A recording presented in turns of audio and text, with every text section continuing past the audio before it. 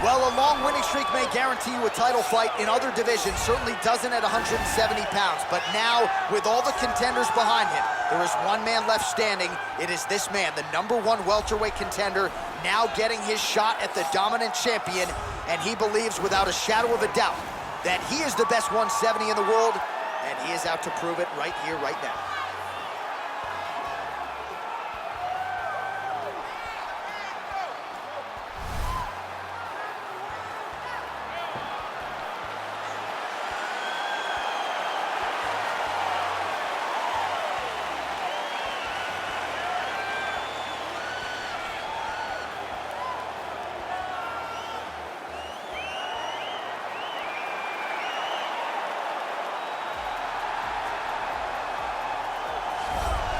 He is the reigning, defending, undisputed UFC welterweight champion of the world, and in a division that has so much depth in that top 15, it's even more remarkable that this man has remained the hunted. The question tonight, with a powerful challenger out of that blue corner, can he walk away and still?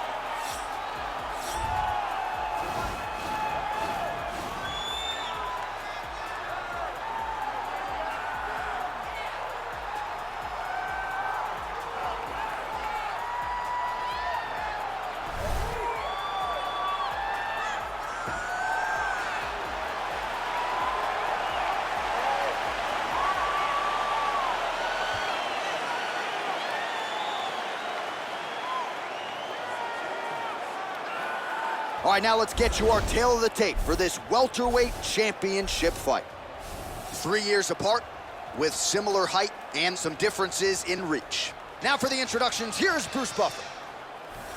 Ladies and gentlemen, this is the main event of the evening. And when the action begins, a referee in charge of the Octagon, Yves Lavigne. And now, this is the moment UFC fans around the world have been waiting for. Live from the MGM Grand Garden Arena in Las Vegas, it's time! 5 rounds for the undisputed UFC welterweight championship of the world. Introducing first, fighting out of the blue corner.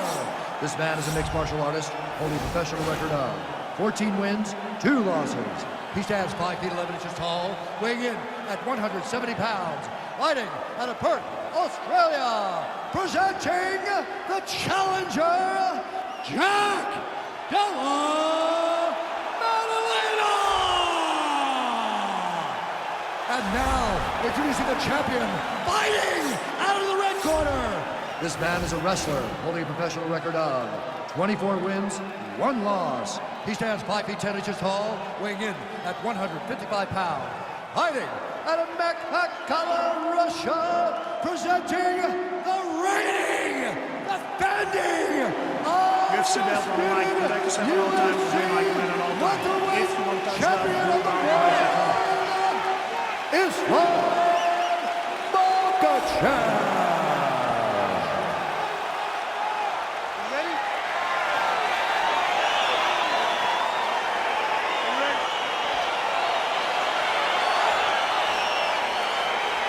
Huge buzz for this fight, and round 1 is now underway. A clash of styles in some respects between a grappler and a 5-tool player type, but certainly the more well-rounded fighter has no problem engaging on the ground. No, he doesn't mind grappling, but he also has the ability to fight on the feet, something the grappler does not really feel comfortable with doing.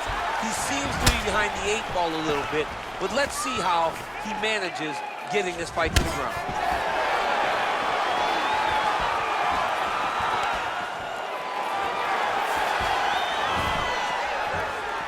Over and over, he's landing these big body kicks. Right hand punch from the clinch. Oh, beautiful job with the ankle pick to get him down. Now we'll see where he chooses to go from here. Got the ankle pick. Let's see how he advances from this position.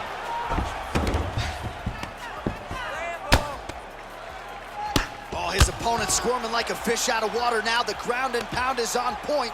This could very well be the beginning of the end. This could be the beginning of the end. We've seen some really good ground and pound fighters. This young man is as good as any we've ever seen. Now inside the closed guard. And he's gonna try to find ways to pass and move to a submission. All right, bottom fighter here, maybe looking to hip escape, DC. All right, gotta be careful playing around inside his guard. Absolutely, John, that's why you don't sit in a full guard. When you sit in a full guard, it gives these guys too many opportunities to chase submissions, and now he's jumping on a triangle. Well, you gotta be working off of your back. He's certainly doing so here. Nice punch. All right, full guard here, DC. What does he need to do to improve position? Well, he's got to start to build his posture, get some damage off, move to half guard, which in turn leads to more opportunities for advancement. But if you're on the bottom, you got to anticipate those movements the moment he tries to move to the next position. You build a shield, get back to your feet, or dig an underhook to try to get a reversal or a sweep. Man, this is some serious ground and pound. He's trying to put this dude's head, like, through the canvas. He's one of the better ground and pound fighters we have in the entire UFC, and you're seeing why. All right, so inside the open guard of his opponent, you gotta be careful playing around for too long here on the ground with this guy. A lot of top pressure being applied here as he works out of side control. Strong bottom work here, staying busy.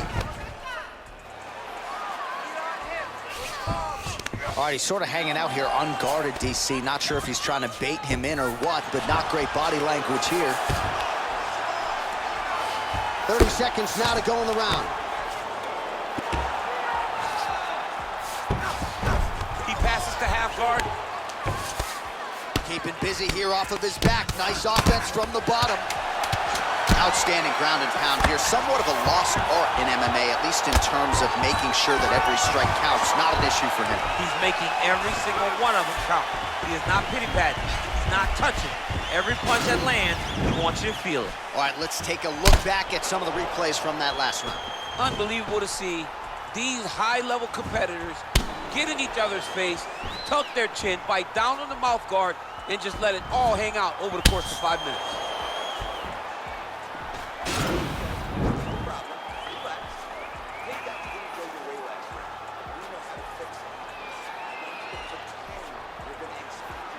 All right, folks, here we go with our next round. And in terms of his output and his efficiency with his significant strikes in the previous round, you can argue that was the best fight. Oh! He needs to start looking to finish now because he's got his opponent hurt very bad.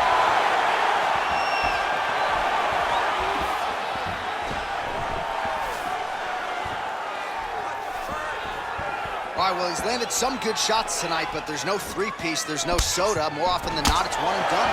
He's not even getting a combination. If you're going to sit there at the drive-thru, order a combination, take the soda with your food, give him the right hand behind the jab, give him the hook. The hip toss as he takes him down. Now we'll see what he can do. Right into side control. All right, so you got to be careful playing on the ground with this guy. You don't want to mess around for too long. Lands flush with that right hand. Posturing up now. And now the damage is about to start. Oh, he's got the ground and pound going now. Thought he's gonna attack the triangle choke here. Watch triangle, watch triangle. There he is, he's moving to the finisher position. Now watch, he goes parallel. Oh, he might have got him with a choke.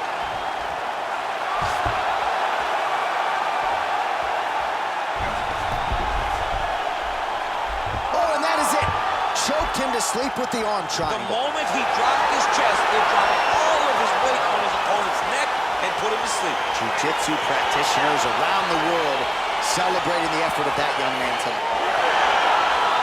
He got him! What a performance! Well, you've got to admire the toughness, right, to not tap out. Ultimately, he chooses to go to sleep, but offensively, near-perfect execution on that submission. Beautiful transitions, clearly loose with his hips, and everything he did on the ground was near-perfect technique as he ultimately gets the submission win tonight. All right, let's take a look back at the replay as he gets it done by submission tonight, champ. He was able to get the fight to the ground exactly where he wanted it. Eventually, his opponent gave him an opportunity to get a submission. He did that, and he should be very proud of the work he did tonight in the octagon.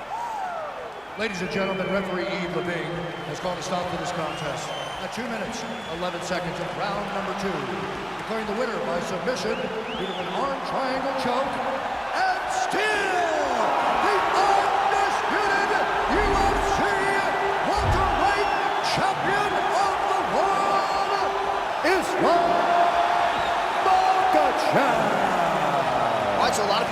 challenger tonight, but it goes to the champion. Congratulations to the still UFC welterweight king, and gonna take a big effort, I would think, to dethrone this guy. Yeah, he is just a great fighter. He does everything so well, and the confidence that he brings into the octagon on fight night is unmatched by anybody in this division.